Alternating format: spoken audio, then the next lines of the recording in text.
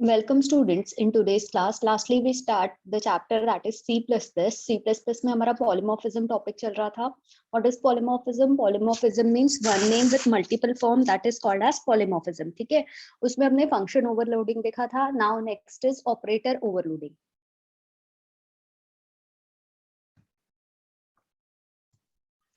Operator overloading. What is operator overloading?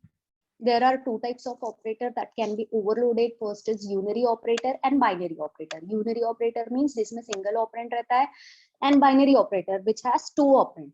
There are some rules of overloading. First is only existing operator can be overloaded. New operator can't be overloaded. ठीक है, जो भी existing operator आपने अपने programme में use किए हैं आप उसी ऑपरेटर को ओवरलोड कर सकते हो. You can't overload any new operator.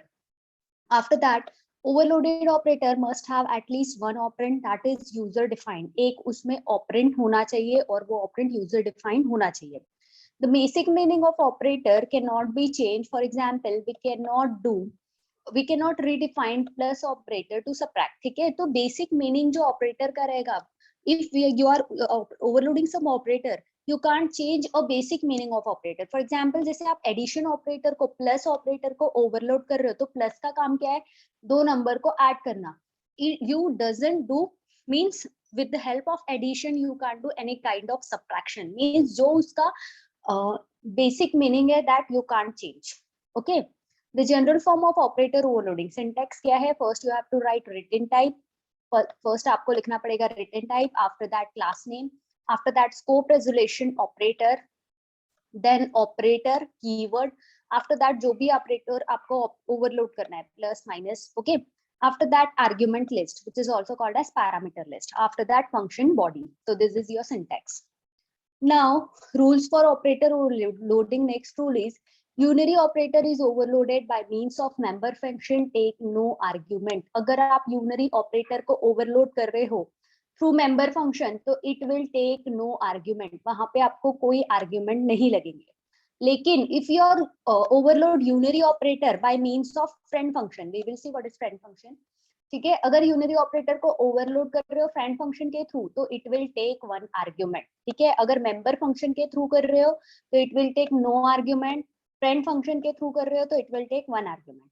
Similarly if you are overloading binary operator by means of member function so it take one argument. If you are overloading binary operator by means of friend function so it will take two argument. Okay, मैंने ये table के form में बताया है कि अगर आप unary operator को ओवरलोड करोगे by means of member function तो एक third one is conditional operator and fourth one is pointer to member operator. After that following operator can be overloaded by means of friend function. Friend function के through overload कर सकते हो but member function के through overload नहीं कर सकते.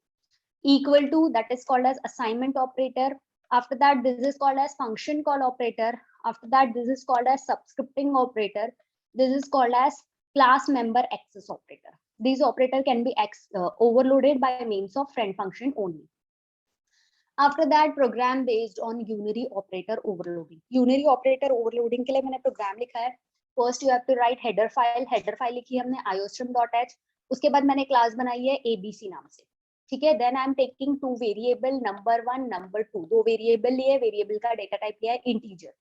After that मैंने member function बनाए हैं void get नाम से जिसमें मैंने दो आर्ग्यूमेंट पास किए हैं. ठीक है, int a और int b. This is called as argument as well as parameter. ठीक है, मैंने void print नाम से फंक्शन बनाया है. उसके बाद ये मेरा ऑपरेटर है. ठीक है, जिसको मुझे ओवरलोड करना है. तो I have three member function, get नाम का एक प्रिंट नाम का और void ऑपरेटर, और माइनस वाले मुझे ऑपरेटर को ओवरलोड करना है. ठीक है, आफ्टर दैट यहाँ पे मैंने क्लास को टर्मिनेट कर दिया है. सिर्फ मेंबर फंक्शन को हमने यहाँ पे डिक्लेयर किया है पब्लिकली. ओके, डिफाइन कर रहा है outside the class, so we can define with the help of scope resolution operator. कैसे करोगे? सबसे पहले first you have to write return type, after that class name, after that scope resolution operator, then function name. Function name कौन से function को define करना है आपको, किस मेंबर फंक्शन को? First you have to define a get function. Get function को हमने यहाँ पे डिफाइन किया है. दो पैरामीटर पास किए थे मैंने, इंट ए इंट बी.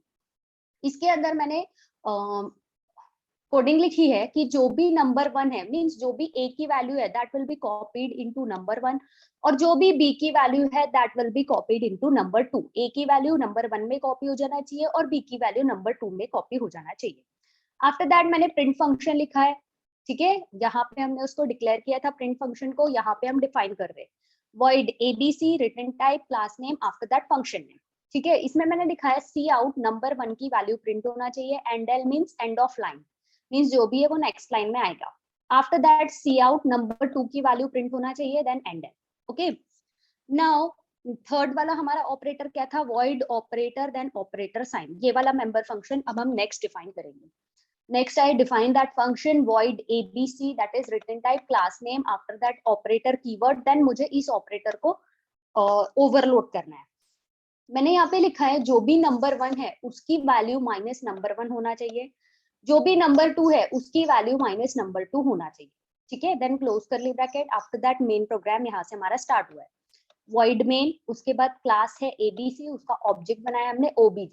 अब obj किसको कॉल कर रहा है, obj डॉट गेट वाले मेथड को कॉल कर रहा है, जिसमें क्या वैल्यू पास की, हमने दो पैरामीटर पास किए थे, इंट a और int b।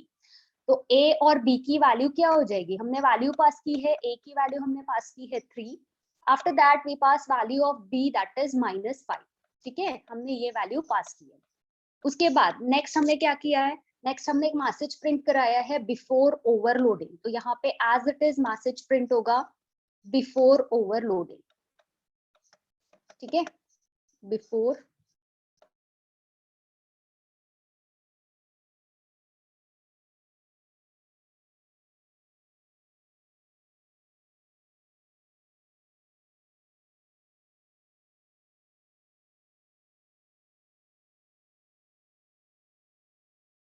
to number 1, after that जो b की वैल्यू है that will be copied into number 2, ठीक है। आफ्टर दैट नेक्स्ट हमने क्या किया है, माइनस obj, ठीक है, माइनस obj मींस एक और हमने ऑब्जेक्ट बनाया है। अभी हमने थोड़ी देर पहले पढ़ा कि जब भी आप ओवरलोड करोगे तो you have to create the object with the help of first you have to write operator after that object name, ठीक है, ऐसा भी लिख सकते हो, या फिर पहले ऑब्जेक्ट लिखो उसके बाद जो ऑपरेटर आपको ओवरलोड करना है उसका साइन, बोथ आर वैलिड, ठीक है। तो ये कहाँ कॉल होगा, ये इस फंक्शन को कॉल करेगा, ठीक है। उसके बाद अब इसमें क्या हो रहा है, number 1 is equal to minus number 1 हो रहा है, मींस नंबर 1 में क्या वैल्यू थी, नंबर 1 में वैल्यू थी 3, that will be minus number 1, तो अब मुझे वैल्यू क्या मिलेगी नंबर 1 की, -3। After that number 2 is equal to minus number 2, ये तो ऑलरेडी माइनस था, तो मुझे अब वैल्यू क्या मिल रही है, -5, sorry 5, minus minus plus that is 5, ठीक है। उसके बाद मैंने प्रिंट किया मैसेज आफ्टर ओवरलोडिंग, यहाँ पे प्रिंट होगा मैसेज आफ्टर ओवरलोडिंग, एंड उसके बाद हमने फिर से प्रिंट फंक्शन को कॉल किया है obj.print, जिसमें नंबर 1 और नंबर 2 की वैल्यू प्रिंट होगी। तो नंबर 1 की अब न्यू वैल्यू हो जाएगी दैट इज -3 और नंबर 2 की न्यू वैल्यू हो जाएगी that is 5। So this is all about your unary operator. In next class we will see binary operator.